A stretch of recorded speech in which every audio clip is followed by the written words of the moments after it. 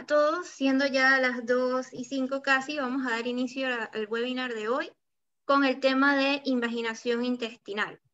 Contamos con los expositores Ilsa Atencio, José González, José López y mi persona Carolina García. Y el asesor de esta conferencia es el doctor Ramón Policar. Siguiente.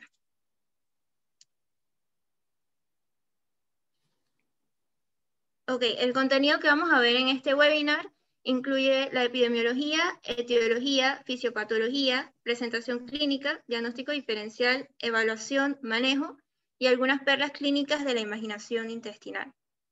Siguiente. En cuanto a la definición, la invaginación intestinal es la penetración de una porción del intestino en la luz de un segmento adyacente, siendo la porción que penetra, conocida como invaginado, y la porción que aloja al invaginado como invaginante. Siguiente. En la gran mayoría de los casos de invaginación intestinal se van a dar siendo el ilion que se invagina a través de la válvula iliocecal hacia el ciego. Con la invaginación intestinal va a haber una obstrucción del flujo sanguíneo del segmento invaginante y ya los efectos de esta disminución o pérdida del flujo sanguíneo serán analizados más adelante en la parte de fisiopatología. Siguiente. Vamos a ver la epidemiología. Siguiente. En cuanto a la edad de presentación, por lo general se produce entre los 6 meses y 3 años de edad. 65% de los casos se dan antes del año. 80-90% de los casos se ven antes de los 2 años de edad. Y en cuanto a la comparación entre niños y adultos, vemos que hay una proporción de, por cada 20 casos en niños, un caso en adultos. Y la invaginación intestinal va a representar la principal causa de obstrucción intestinal en niños. En niños de 1 año. En niños de 1 año. O en niños menores de 2 años.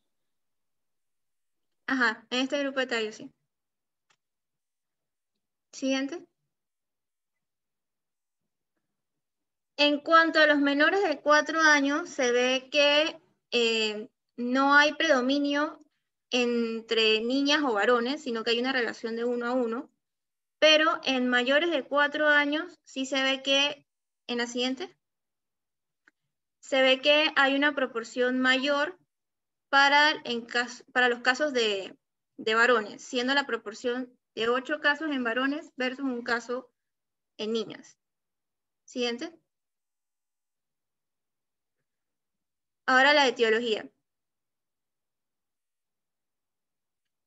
La gran mayoría de los casos son idiopáticos.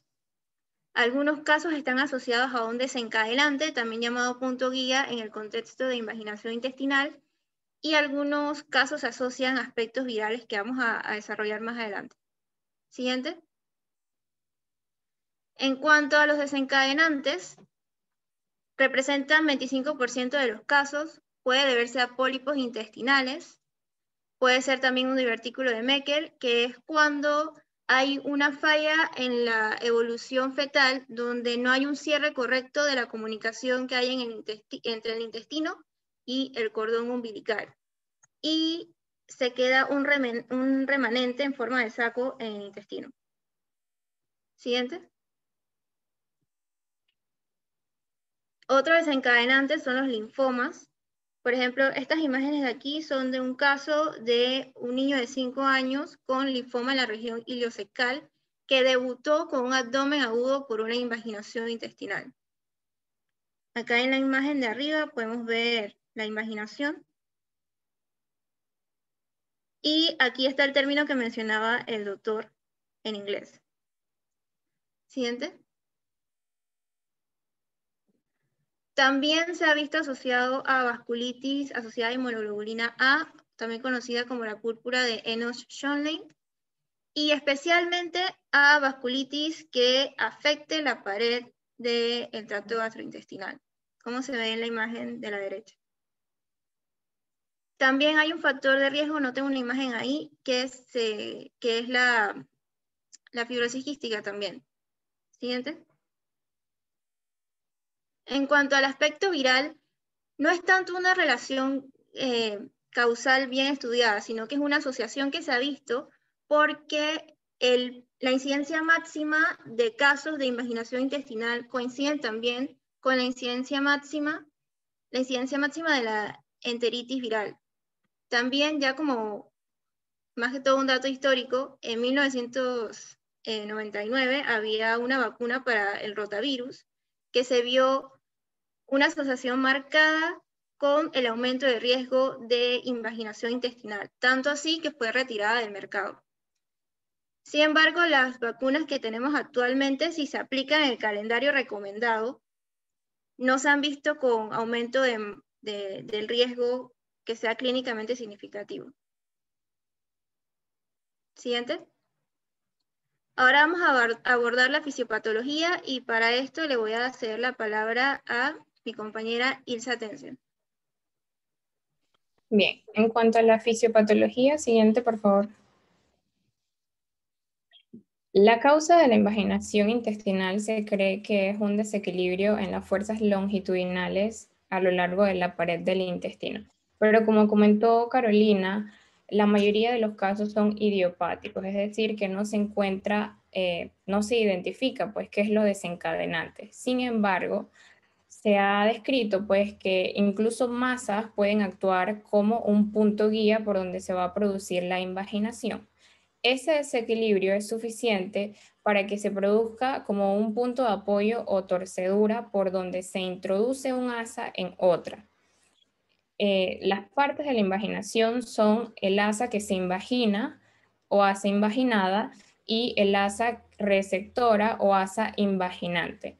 A medida que el asa se va introduciendo en la otra asa, ella va tirando de su mesenterio y por ende de los vasos que están en ese mesenterio.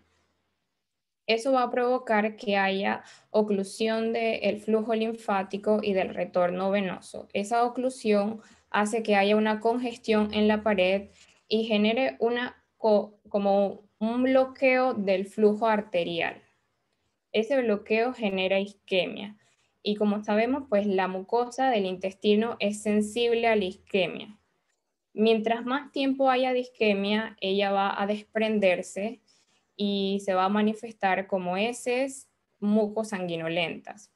Si el tiempo de isquemia continúa, ya no solo habrá isquemia, sino habrá una necrosis transmural, aumentando el riesgo de que se dé una perforación en el intestino y posteriormente una traslocación bacteriana a la cavidad peritoneal y pues que finalmente se instaure un proceso infeccioso. Siguiente. En cuanto a la presentación clínica, lo más importante que debemos llevarnos de la charla es que la invaginación intestinal se puede presentar de muchas formas. Si yo no sospecho invaginación intestinal, yo no voy a diagnosticar invaginación intestinal.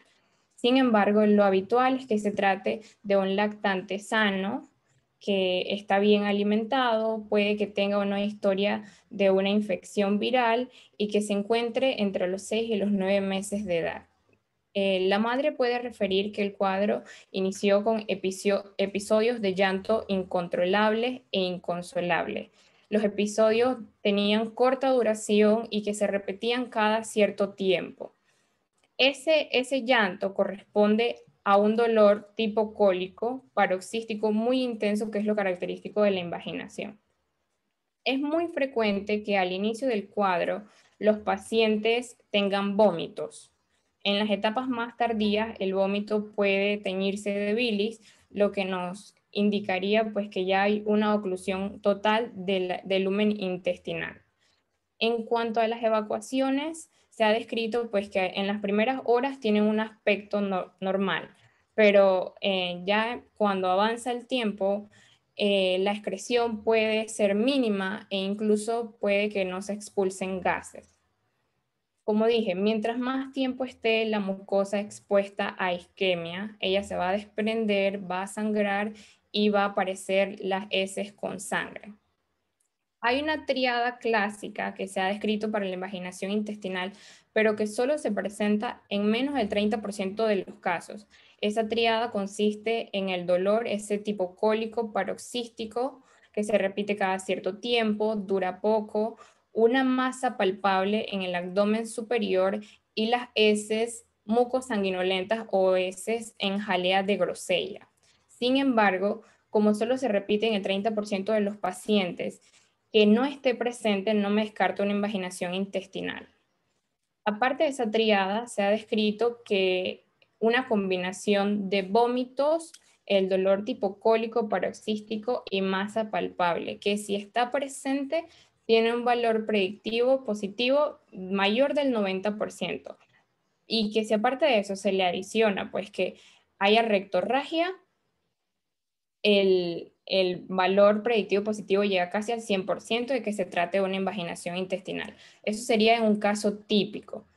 Pero también se han descrito cuadros atípicos que debuten con manifestaciones neurológicas como el letargo o síntomas sistémicos. Por eso siempre dentro del diagnóstico diferencial de un niño o de un paciente pediátrico con letargo debe entrar la invaginación intestinal. Al examen físico, estos pacientes, si el cuadro lleva poco tiempo, los signos están dentro del rango normal. Pero si avanza, mayor tiempo de isquemia, puede haber perforación, ya ahí sí va a haber un estado similar al shock.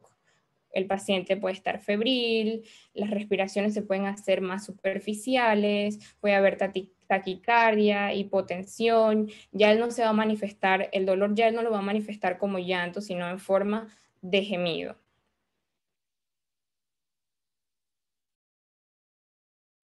Así luce la jalea de Grosella, que es como luce las heces mucosanguinolenta, pero solo... Esas no son las heces.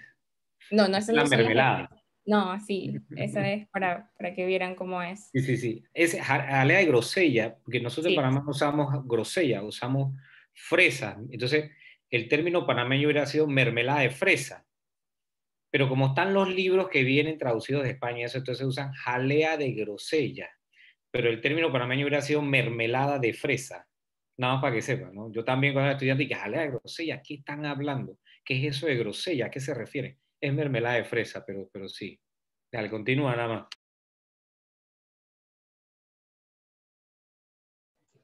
Gracias, Ilsa. Ahora vamos a darle paso a José González, que nos va a hablar de la evaluación y manejo del paciente. Buenas tardes, gracias Carolina por tu presentación. En cuanto a la evaluación del paciente, el enfoque diagnóstico depende de cómo se presente el niño, y esto está influenciado principalmente por la edad y la duración de la imaginación del paciente. Por esto que es importante lo que es el aspecto clínico, en la evaluación clínica y en el examen físico, como lo mencionó mi compañera Ilsa. Es importante buscar en las historias clínicas datos que nos den la valoración del dolor, la palidez, el letargo, vómitos o diarreas.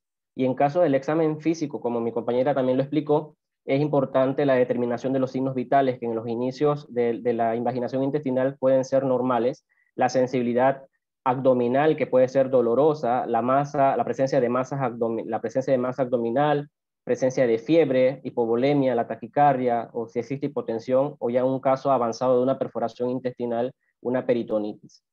Siguiente.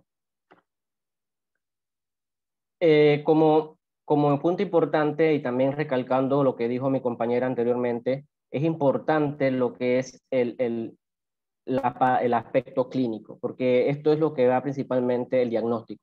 Ningún examen por sí solo va a hacer el diagnóstico, si nosotros no hacemos inicialmente lo que es la historia clínica o el examen físico. Por esto que el médico puede basarse en estudios de gabinetes o estudios de imágenes para ya dar un punto más fuerte a la sospecha clínica que posee de una invaginación intestinal. Es por esto que en un inicio pueden utilizarse laboratorios. En estos laboratorios lo que se busca principalmente es que ya la invaginación intestinal está en una etapa tardía. ¿Por qué? Porque ya hablamos de que el paciente puede tener anomalías electrolíticas que pueden estar asociadas a la hipovolemia, es decir, por la presencia de vómitos, incluso en un inicio de la invaginación intestinal los pacientes cursan con diarreas y esto también puede llevar a una anemia. Y también en el aspecto tardío, en un estudio de laboratorio, podemos encontrar lo que son la leucocitosis. Ya cuando encontramos la leucocitosis, ya no estamos hablando de que ya el paciente puede estar perforado o incluso ya puede haber una isquemia intestinal que nos lleva a este aumento de leucos, de glóbulos blancos. Siguiente. No, anteriormente. Anterior. En el ultrasonido también podemos utilizar otros estudios como son el ultrasonido abdominal. El ultrasonido abdominal, este es un estudio que es principalmente de elección, porque tiene alta sensibilidad y alta especificidad siempre y cuando lo realice un personal capacitado. Se habla que tiene la siguiente, se habla que tiene una sensibilidad y una especificidad cerca de más de un 98%. Y este se usa principalmente para confirmar ya la sospecha que posee el clínico de la invaginación intestinal, más que para descartar o excluir el diagnóstico. Y esta técnica se viene utilizando desde la década de los 70 y evita principalmente que, como estamos hablando de pacientes pediátricos, es importante evitar la exposición a radiación con otros estudios. También puede utilizarse la radiografía. En la radiografía, a pesar de que es un estudio que se utiliza constantemente en evaluación de rutinas en pacientes con síntomas abdominales, es importante recalcar que la sensibilidad es muy baja, oscila entre un 20 a un 50% en caso de sospecha de invaginación intestinal, y esta modalidad no debe ser preferida como primera instancia, porque cerca de un 25% de los pacientes que se le hace un estudio de radiografía simple son principalmente no diagnósticas, es decir, 25% son normales. Por lo tanto, ya esto debe reservarse ya en sospecha de una perforación. Siguiente. Aquí en la parte izquierda hay dos imágenes que son de ultrasonido y principalmente lo que nos señala son dos signos típicos o dos hallazgos típicos de un ultrasonido. La que está en la parte superior nos habla del primer signo que se conoce como el signo de Diana o también el signo de horquilla o de rosquilla o el signo de dona en otros lugares, que no es más que una proyección transversal. Estamos viendo una imagen transversal que se representa con un núcleo central que está hiperecoico. Esto nos habla principalmente del asa que está invaginada, y el borde externo, que vemos un borde un poco más oscuro, un borde hipoecoico, que es el tejido principalmente homogéneo, nos habla principalmente del asa invaginante. Por esto que da el aspecto de la imagen esta de a color que tenemos al lado, que nos habla principalmente del signo de Diana. Y en la imagen inferior vemos principalmente dos imágenes de ultrasonido, la A y la B, que nos hablan de un segundo signo que podemos obtener en un ultrasonido, que es el signo del pseudorriñón. Y esto se obtiene en una proyección longitudinal y está representado principalmente, uno, por lo que es el centro tubular hiperecoico, cubierto por un borde hipoecoico a su alrededor, lo que da la apariencia de un riñón o apariencia de un porotito. Y esto también, el ultrasonido es una técnica que también puede ser útil en caso de invaginación intestinal que son raras, como las que son la ileoilial. En la imagen a la derecha vemos lo que es la radiografía, una radiografía abdominal, de simple de abdomen. Se muestra principalmente lo que es una obstrucción del intestino delgado. Se ven lo que son las asas intestinales llenas de aire, de gas, y con ausencia principalmente de gas en el cuadrante inferior derecho. Aquí vemos en la flecha que está continua, esto principalmente nos indica lo que son los niveles hidroaéreos de las asas intestinales que están dilatadas, y en la flecha discontinua vemos principalmente lo que es la ausencia de gas en el cuadrante inferior derecho. En una radiografía también podemos obtener otros signos radiográficos que nos indican principalmente una invaginación intestinal, como la que se aprecia en la imagen: intestino delgado dilatado, niveles hidroaéreos, también masa abdominal. Inclusive podemos obtener también el signo de la diana, la ausencia de aire en el ciego. Y en esta radiografía también, si nos vamos a la porción superior derecha de la radiografía, vemos principalmente lo que es como un margen hepático oscurecido. Esto también es un signo que se puede encontrar en la radiografía de abdomen simple en un pacientito con sospecha de invaginación intestinal. Siguiente. Otras dos técnicas que se pueden utilizar también está la tomografía y la resonancia magnética, pero esto principalmente son poco utilizadas porque uno requiere que el niño esté sedado. Recordemos que la clínica de estos niños, que los niños empiezan principalmente, están muy inquietos por el dolor, por lo cual necesitamos sedarlo. y por lo cual también lleva el tiempo para poder realizarlo es largo y expone al niño, uno, a lo que no queremos, a una dosis de radiación que es considerable. Y la invaginación de intestino delgado que se detecta ya sea por tomografía o por resonancia magnética, esta principalmente suele ser transitoria e inclusive ellas son clínicamente insignificantes. Por lo cual la tomografía no se puede considerar como primera instancia por encima del ultrasonido. Y otra técnica que puede utilizarse son los enemas de contraste, y esto principalmente es cuando estamos en una institución en la cual no existe un personal capacitado. Esto se le utiliza un enema con contraste bajo una fluoroscopía para establecer el diagnóstico de imaginación intestinal, y uno de los hallazgos clínicos que se observan principalmente es un signo conocido como el signo de menisco, que es producido principalmente por la columna de material de contraste. Como vemos ahí, está rodeando el ápex del asa invaginada, y se ve que la dirección del menisco apunta hacia el tránsito normal del colon, y esto nos habla principalmente de una obstrucción. Una ventaja que puede tener esta técnica es que puede utilizarse como terapéutica, ya que puede utilizarse para hacer una reducción hidrostática. Siguiente. Ahora, en cuanto al manejo, siguiente. El manejo puede ser de dos formas, no quirúrgico o quirúrgico. El no quirúrgico puede utilizarse una reducción hidrostática o una reducción neumática, y el quirúrgico puede ser por una técnica ya sea abierta o una técnica laparoscópica. Siguiente.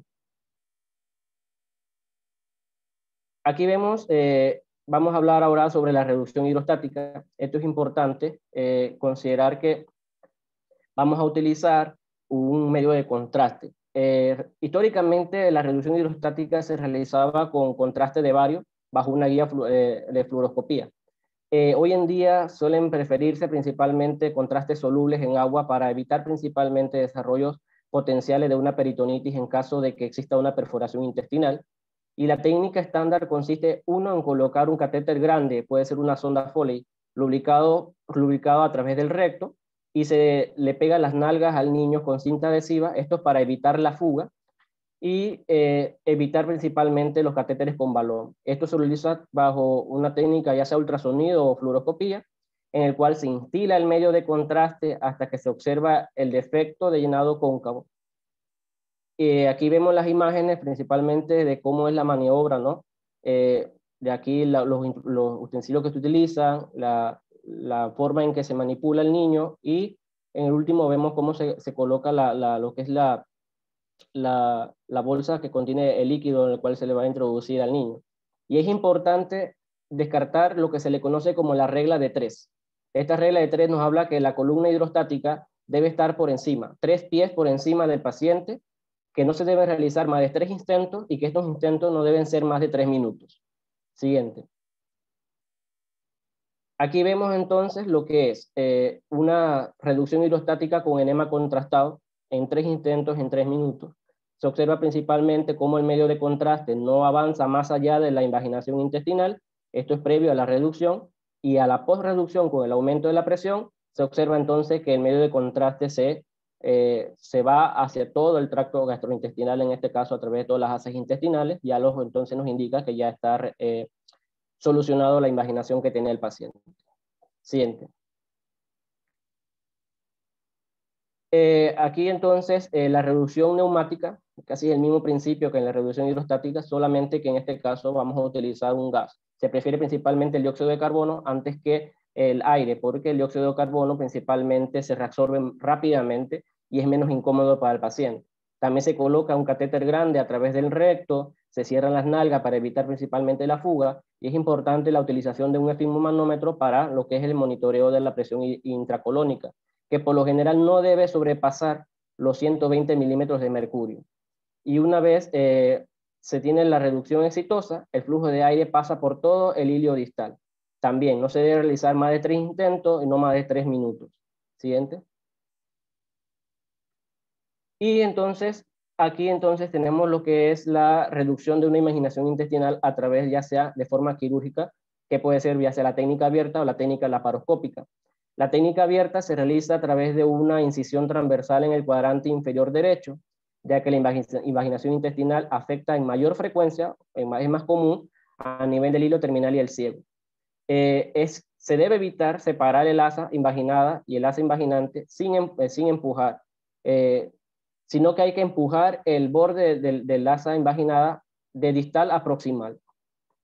Y en la técnica o la reducción laparoscópica, hay varios estudios recientes que describen que en la reducción laparoscópica de la imaginación intestinal a través de estos 3 pequeños puertos, a diferencia de la abierta, esta utiliza una tracción suave sobre el asa invaginada y el asa invaginante para liberarlo. En caso ya de que exista una perforación o haya una isquemia, puede utilizarse ya que es la resección del sitio que está invaginado y su posterior entonces anastomosis. Aproximadamente el 30% de los intentos ya a través de reducción laparoscópica se convierten entonces en una laparotomía. Siguiente. Gracias. Gracias, José Luis. Ahora vamos a pasar al diagnóstico diferencial y perlas clínicas. Vamos a darle la palabra a José López. Gracias, Carolina. ¿Se me escucha bien? Sí, se escucha. Listo. En cuanto al diagnóstico diferencial de la invaginación intestinal, esta como tal tiene innumerables presentaciones que dificultan el diagnóstico, ya que con frecuencia imita diversas entidades clínicas que tienden a ser más comunes que esta, como por ejemplo la gastroenteritis. El diagnóstico diferencial para los niños con dolor abdominal, que es uno de los principales síntomas, va a variar dependiendo de la edad y la presentación clínica. De los diagnósticos más comunes de un niño con dolor abdominal, encontramos, además de la invaginación intestinal, la hernia encarcelada. Otro de los diagnósticos diferenciales que también es importante mencionar es la apendicitis, la cual es más comúnmente en niños que son mayores de 1 año de edad.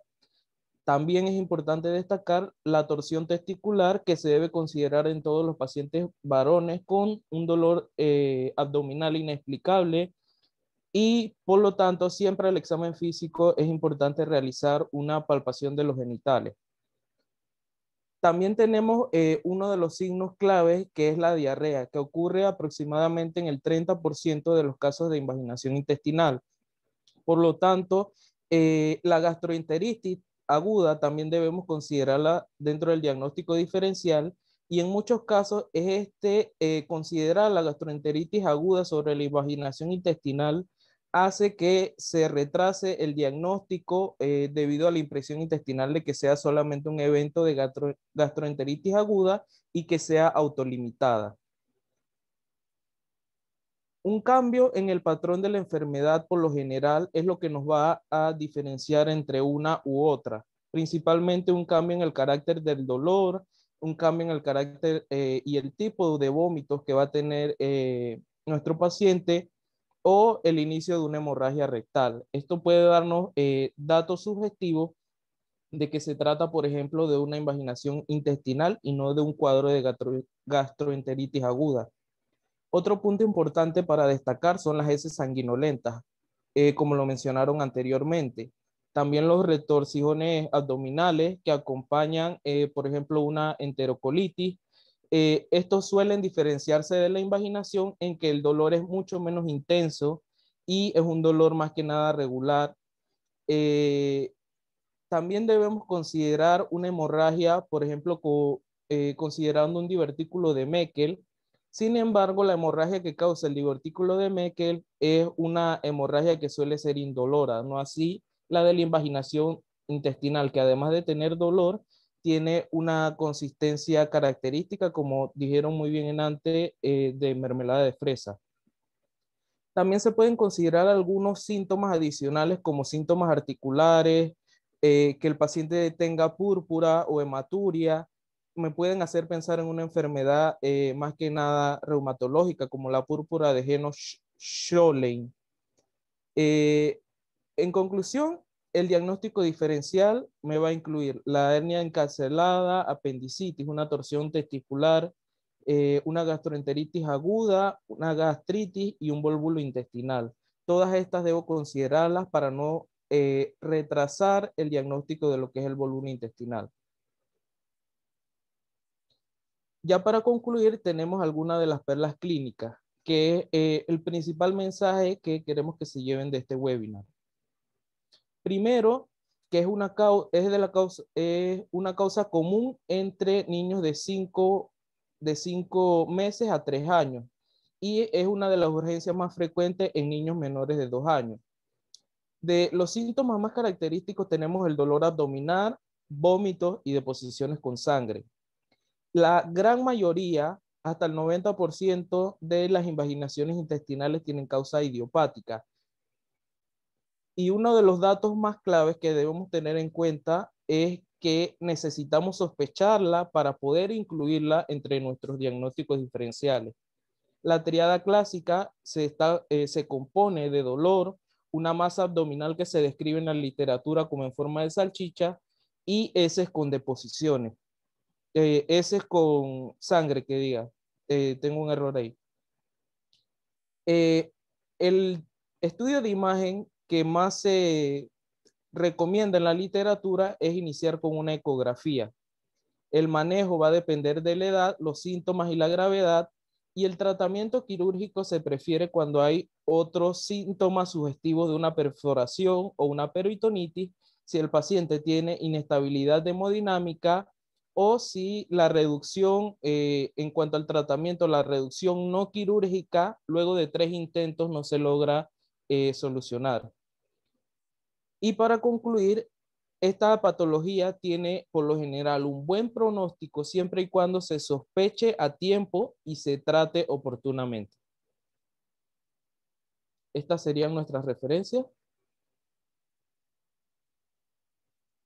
Y muchas gracias. Abriríamos ahora el periodo de preguntas. ¿Puede escribirlas por el chat?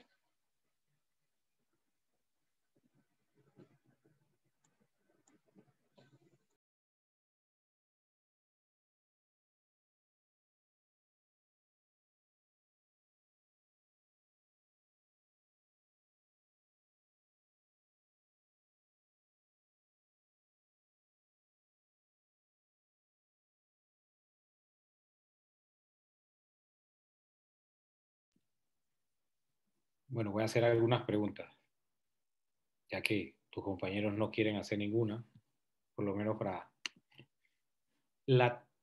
Este es bien quirúrgica, esto realmente nos compete a nosotros los cirujanos, pero vamos a hacerla. ¿De qué depende la tasa de éxito de una reducción hidrostática? O sea, esa que le metes la sonda, le metes el agua, bajo control con ultrasonido, que es la que hacemos aquí en Panamá. En China tienen más experiencia haciendo con aire, la neumática con aire, neumática, nosotros hacemos más con hidrostática, salina o agua a través de que controlado con ultrasonido. ¿De qué depende el éxito?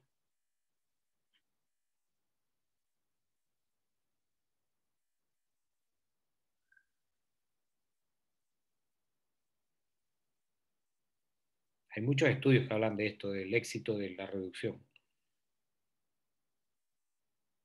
Ustedes lo mencionaron. Puede ser uno también por la experiencia del que realiza el procedimiento, ¿no? Sí. Si el que hace el procedimiento es chambón o no es chambón, no, José Luis, no. No depende de qué tan chambón sea la persona que lo hace. Tú lo dijiste, ahí lo dijeron en las perlas.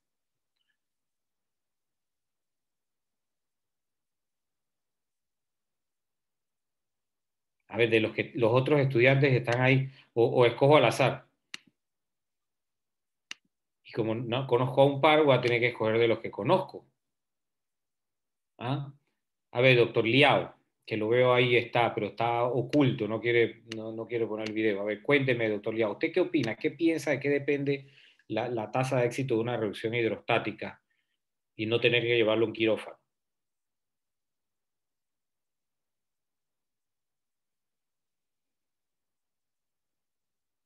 Enrique no quiere responder.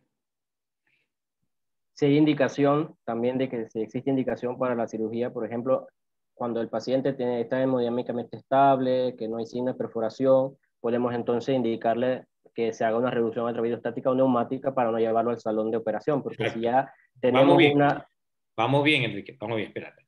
Ahora, ¿Cuándo se te empieza a inestabilizar el paciente? Cuando ya existe una isquemia o una perforación ¿Y intestinal. eso de qué depende? Del tiempo, de la Del evolución del tiempo. paciente. Llegamos donde queríamos llegar. Hay estudios que dicen que si el cuadro tiene menos de 24 horas, la probabilidad que tú puedas hacer una reducción por vía hidrostática es mayor que si tiene más de 24 horas. Por eso cuando una de las cosas que ustedes mencionaron es un diagnóstico oportuno. Esas perlas que ustedes pusieron es muy bueno, resumen casi toda la charla. Primero que nada, quiero felicitarlos. La charla estuvo muy completa, muy bonita, las diapositivas realmente estuvieron muy claras, poca información, pero lo que ustedes agregaron a las diapositivas fue demasiado enriquecedor. Así se hace una charla. Realmente lo que ponen en la diapositiva es una guía para lo que ustedes van a hablar. Realmente la charla fue excelente. Las diapositivas fueron insuperables. La claridad de las diapositivas es muy buena y las perlas me encantaron porque es como un resumen, es como diciendo, recapitulando, y pusieron todas las perlas ahí. Entonces, es el tiempo de evolución. Si tú haces un diagnóstico y el paciente tiene menos de 24 horas, tú puedes tener un chance de poder reducirlo. Si no, probablemente si tiene más de 24 horas, puedes decirle, bueno, vamos a hacer el intento de reducción, pero no sé si vamos a poder reducirlo, pero se hace el intento, ¿no? Así que, a ver, ¿qué otra cosa que a mí me gusta siempre preguntar? Tú estás ahorita mismo en Yavisa y te llega un niño de 9 meses y la mamá te dice, y te llega a las 11 de la noche y te dice, doctor, a las 11 de la mañana el niño arrancó a llorar y empezó a gritar, porque esto es lo que se ve, y la mamá te da la hora, ustedes lo mencionaron, primero se pone irritable y dice, llora y se calma, llora y se calma, porque ese es el cólico, el intestino tratando de vencer la obstrucción, eso tiene su explicación, el intestino hace y para. Y son las 11 de la noche, tiene 12 horas de evolución, y el niño tiene 9 meses, y tú estás así, no sé, señora, ¿sabe qué? Espérese, vamos a hacerle estos exámenes, vaya al laboratorio, 11 de la noche, y estás en Yavisa, tú estás solo allá en el hospital de Yavisa, porque todo el mundo se fue a dormir, tú estás solo en el cuarto de urgencia, porque eso es lo que pasa en estos lugares alejados, el interno es el que se queda cuidando el hospital. Y cuando la mamá regresa del laboratorio le dice y te muestra el pañal, doctor, mire lo que acaba de hacer el niño, ese es en jalea de grosella. ¿Tú qué haces con ese niño? Ya, estás en Yavisa, son las 11 de la noche, tiene 12 horas de evolución. ¿Y por qué dijo por qué? Porque ustedes mismos lo mencionaron. Las heces en jalea de grosella aparecen después de 12 horas de empezar el cuadro. ¿Y qué son las heces en jalea de grosella? A ver, ¿quién me puede decir qué son las heces en jalea de grosella? ¿Qué es lo que estás viendo en el pañal? Ustedes lo mencionaron. ¿Qué es lo que es? A ver, Carolina o Ilsa, creo que fue ustedes que lo mencionaron. Es sangre y moco, la mucosa Es, desprendida. es la mucosa desprendida.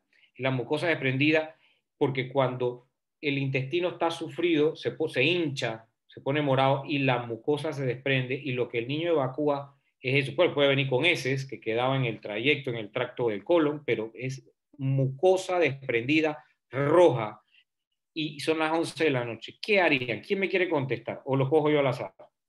¿Qué haría usted? Está en Yavisa, tiene 2 horas de Yo evolución. creo que lo primero era colocar una sonda para descomprimir, o sea, el acúmulo de gas, pues. Ok, y Ian ya dijo, bueno, él le pondría una sonda. Está bien. ¿Qué más? ¿Qué más harían con ese niño? ¿Quién más aporta? ¿Qué más harían con ese niño? Ya Ian le puso una sonda porque se está distendiendo, es un cuadro obstructivo, entonces tú le pones una sonda para descomprimir. Muy bien, ya hicimos algo. ¿Qué más haríamos? Son varias cosas. Hidratación también. Hidratación, lo vamos a canalizar porque el niño no puede comer. Y seguro, como tiene 12 horas de estar vomitando, ya debe estar deshidratado, ¿sí o no? Ya deben tener la fontanela hundida, los ojos hundidos, cuando le abren la boca ya la tienen que tener seca, y que no, vamos a hidratarlo. Enfermera, venga, canalicen, voy a calcular la venoclisis, vas calculando la venoclisis, lo van calculando y ya tienes 2. Sonda nasogástrica y ya lo canalizaste. ¿Qué más harían con ese niño?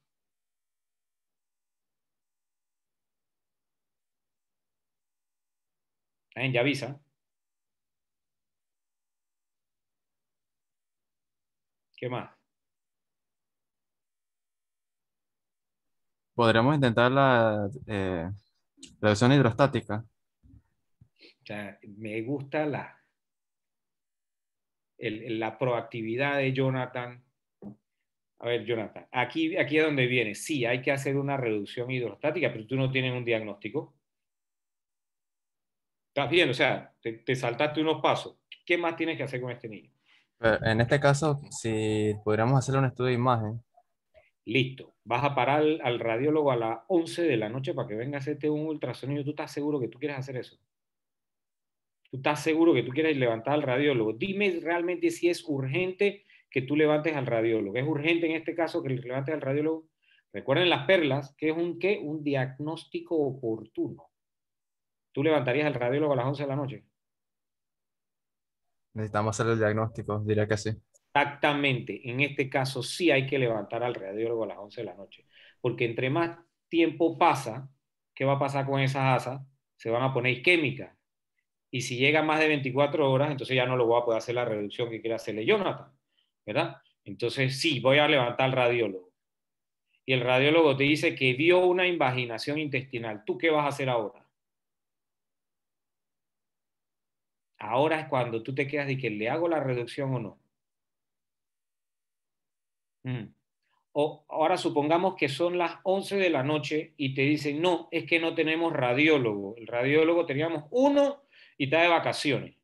¿Qué tú haces con ese niño? Está en Yavisa a 11 de la noche. ¿Qué haces? Ya le pusiste la sonda, ya lo canalizaste, ya lo estás hidratando, ya hablaste con la mamá, le tomaste el laboratorio. ¿Qué te falta hacer con ese niño? No tienes radiólogo, está de vacaciones. Jonathan. ¿Por qué uno mismo no la puede hacer si nomás es un signo de la diana y signo de rosquilla? Espera, no tienes radiólogo. Echamos para atrás ahora. Ya vimos la opción que tienes radiólogo, lo levantas a las 11 de la noche, o 3 de la mañana, lo que sea, tienes que levantarlo. Ahora supongamos que no tienes radiólogo. ¿Qué haces? ¿Qué vas a hacer? O sea, si no tengo la experticia en estudio de imágenes, lo podía transferir o hacer una... ¿Qué tú querías? Es que Jonathan quería hacer el ultrasonido él mismo. Está bien, Jonathan, tú quieres hacer el ultrasonido, no puedes hacer el ultrasonido. Si pudieras hacerlo, yo diría que sí lo puedes hacer, porque de repente puedes hacer, no tienes la experiencia, pero el ultrasonido es un estudio operador dependiente y sí tendría que ser un radiólogo calificado para hacerlo. Entonces, ¿qué haces si necesitas una imagen? Referirlo a un centro de que se pueda, o que puede ser. Okay. ¿Tú vas a esperar que sean las 7 de la mañana para trasladarlo cuando llegue el tipo de la ambulancia o lo mismo, lo levantas a las 11 de la noche para que venga a trasladarte al niño? Lo despierto. Lo despierta. Este niño hay que trasladarlo a la hora que sea, no puedes esperar a las 7 de la mañana. Bueno, que habíamos hablado de otras patologías que tú esperas en la mañana, que no hay ningún apuro, que tienes que compensar al niño, no. Este niño estás contra el tiempo, así que sí tienes que trasladarlo a la hora que sea, porque tú estás sospechando una invaginación por las heces agresores y todo eso, y necesitas hacer un ultrasonido para confirmar. Si ahora alguien me pregunta que por qué yo no puedo hacer el intento de reducción hidrostática en Yavisa. Lo que pasa es que si tú haces el intento de reducción hidrostática y en ese momento se te perfora el intestino, tú necesitas operarlo de una vez y no hay cirujano calificado. Entonces necesitas hacer eso en un centro de expertise, en preferiblemente un hospital pediátrico como donde estamos nosotros, que es el Hospital de Especialidades Pediátricas, o en el Hospital del Niño. No puedes hacer un intento de reducción hidrostática en Yavisa. No puedes. Primero no tienes la experiencia, no sabes cómo se hace, mirando videos sí puedes tener una idea, pero hay ciertos trucos y perlas que tienes que saber al momento de hacerlo. Y hay muchos radiólogos que están allá, que son radiólogos adultos, que no tienen la experiencia haciendo ese tipo de procedimientos. Así que sí, no, aquí tienes que trasladarlo. Tienes que trasladarlo. Si quieres ponerte a jugar con el ultrasonido mientras esperas al señor de la ambulancia, lo puedes hacer, pero igual, el diagnóstico de ultrasonido lo tiene que hacer un radiólogo entrenado y el procedimiento de reducción tiene que ser en el mismo sitio donde se va a hacer la cirugía. No puedes cogerte el chance de que se te perfore allá en el interior o en un lugar distante. ¿Ok? Así que sí, muy bien, muy bien. Así, ya hemos visto varias cosas que necesitan hacer con un niño con una invaginación. A ver, ¿alguna pregunta? Yo sé que Ilsa quiere que alguien pregunte.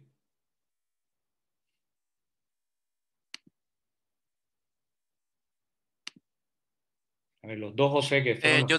Yo tengo una pregunta. O sea, la tasa de recurrencias de la reducción hidrostática versus la cirugía, como, ¿cuál sería? Es muy baja. Que yo me acuerde, yo solamente he tenido una sola recurrencia en reducción hidrostática y lo volvimos a meter y se hizo otra vez por hidrostática. Es muy baja, es menos del 5%, pero no sé si tus compañeros tienen algo de eso. Bueno, en la literatura que nosotros Sí, revisamos, se hablaba que la presión, la tasa de éxito, primero que todo, es de 80 a 95% con la reducción hidrostática. Es decir, que la tasa de recidiva, en este caso, es alrededor de menos de un 10%. Y sí, en pero quirúrgica, José, eso es tasa de éxito del 85 al 90% de éxito de la reducción hidrostática. correcto. Y ese 10 a 15% que no se reduce, probablemente son niños que tienen ya casi 24 horas o más y de todos modos lo hiciste. O sea que depende mucho del tiempo. Pero lo que está preguntando Ian es que si ya tú lo hiciste la reducción hidrostática y es exitosa, ¿cuál es la tasa de que se vuelva a invaginar? Menos del 10%, decía la literatura. Y Okay. en quirúrgicos, menos entre el 2 al 5%. Sí, exacto. Es menos la quirúrgica que la otra. Gracias. ¿Alguna otra pregunta?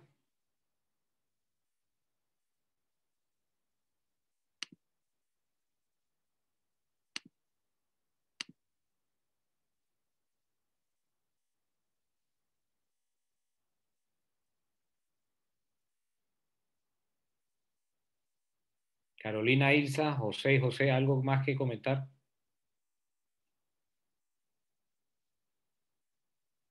Bueno, algo que comentar, y creo que el doctor también lo dijo, es que cuando se va a hacer el tratamiento, ya sea hidrostático o neumático, no se puede hacer en un centro que no exista un área quirúrgica porque a pesar de que eh, menos de 1% necesita intervención quirúrgica, les puede hacer esto, siempre es importante que cuando se vaya a hacer este tipo de tratamiento o manejo, hay que informar al equipo quirúrgico en caso de que haya una complicación porque hay que introducirlo, entonces llevarlo a un salón de operación. Nosotros cuando lo hacemos, los radiólogos no lo hacen los cirujanos junto con los radiólogos, o sea, los radiólogos en presencia de los cirujanos y cooperamos entre los dos equipos. Nunca un radiólogo lo hace solo sin un cirujano al lado.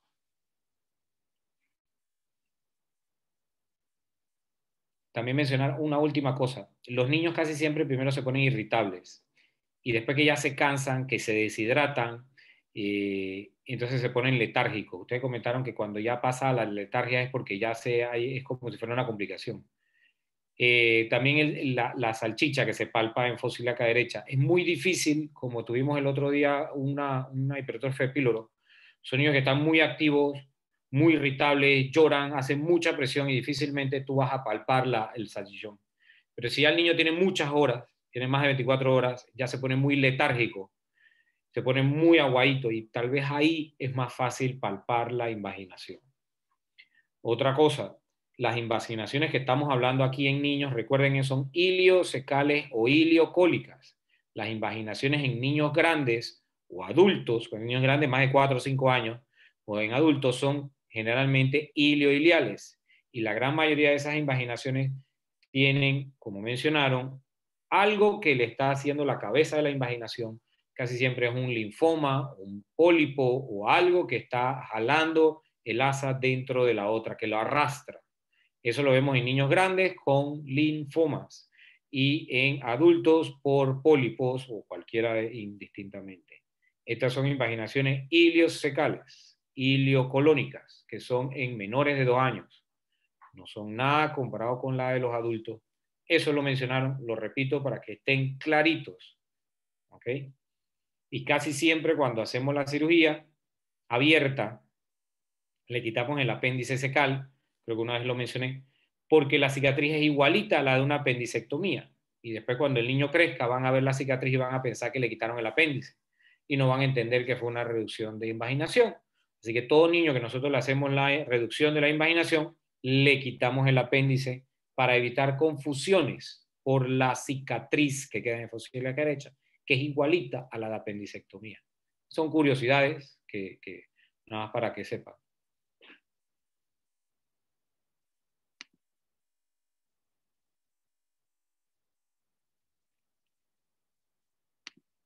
Carolina, Ilsa o los José, ¿algún comentario o quieren preguntar algo más a sus compañeros? Eso sería todo, doctor. Perfecto, me gustó mucho la presentación.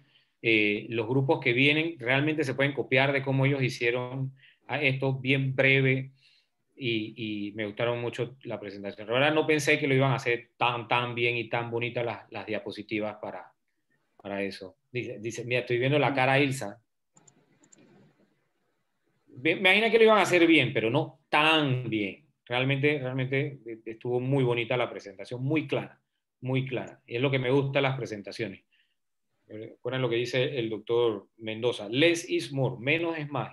Y fueron directo al grano, no muchas cosas, no muchas letras. ¿Okay? ¿Cuándo es la próxima presentación? Que ya me enredaron. No sé si va a ser siempre el miércoles. Por ser el asesor de nuestra conferencia. Sí, es un honor. Listo, entonces nos vemos mañana a las 7.